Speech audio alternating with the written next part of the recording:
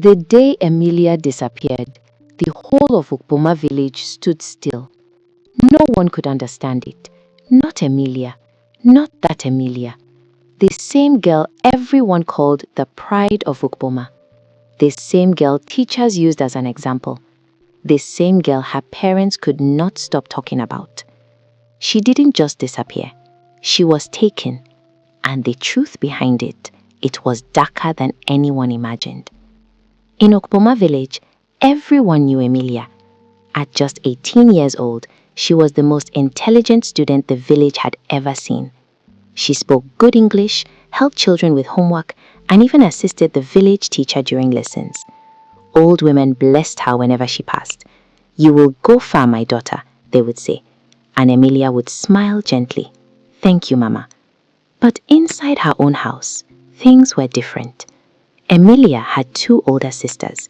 Ego, 23 years old, sharp-tongued, easily irritated, and always feeling overlooked. Tammy, 25 years old, quieter but more dangerous.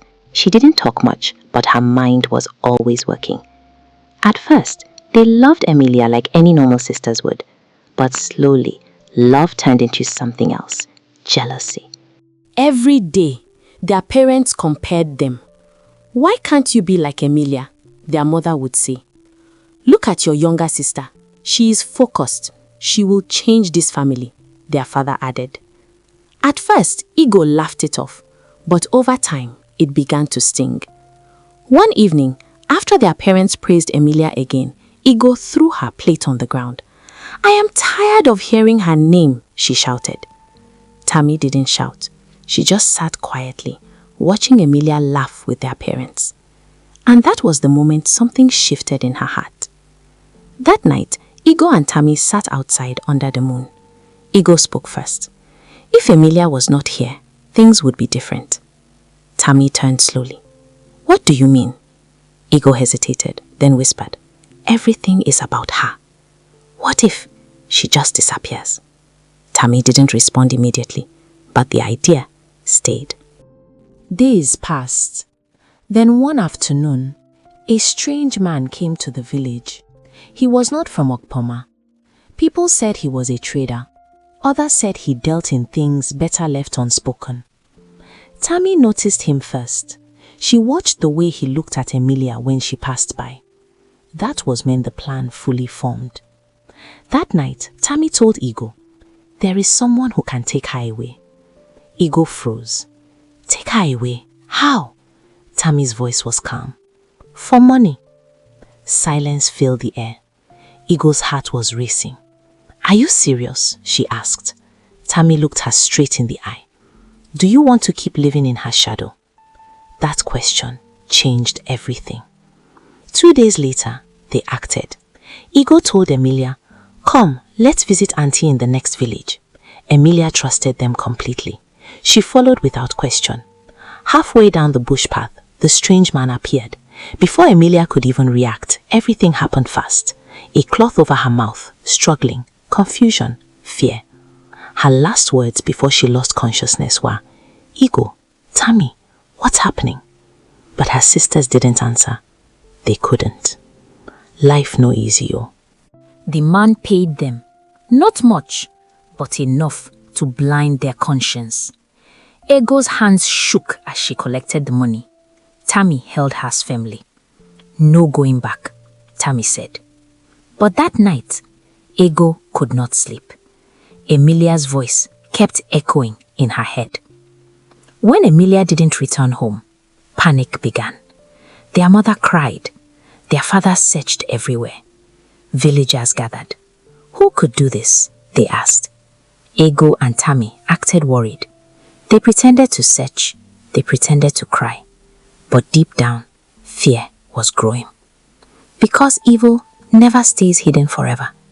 The man who took Emilia was not who they thought he was. He wasn't just a trader. He was being watched. Unknown to Ego and Tammy, the man had been under suspicion by authorities from a nearby town. When he was caught, Emilia was found alive. Weak, scared, but alive. And when she was asked what happened, she told them everything. The news spread like wildfire. The sisters sold her. No, it can't be. But Emilia said it herself.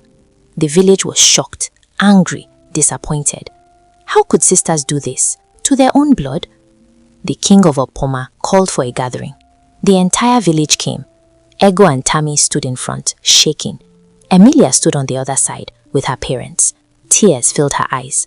The king spoke slowly. You are trusted. Silence. You are loved. More silence. And you chose greed and jealousy. Ego broke down crying. Tammy remained quiet, but her face had lost all strength. Then the king gave his judgment. From this day, you are no longer part of this village. Gasps filled the crowd. You are banished. Leave and never return. Life no balanso. Ego fell to her knees. Please, forgive us, she cried. But it was too late. Tammy finally spoke, her voice shaking. We made a mistake. The king's face was firm. Some mistakes cannot be undone. As they were led out of the village, people turned their backs on them. No one spoke. No one pitied them. Even their parents could not look at them. Emilia watched silently.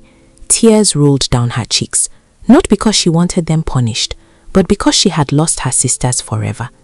Jealousy is a quiet poison. It doesn't shout. It doesn't fight.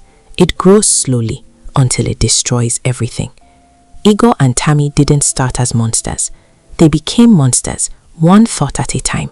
And by the time they realized it, it was already too late. So remember this. Not every enemy is outside. Sometimes they are the ones closest to you. The end. Do well to subscribe, like, and share. Come back for more videos.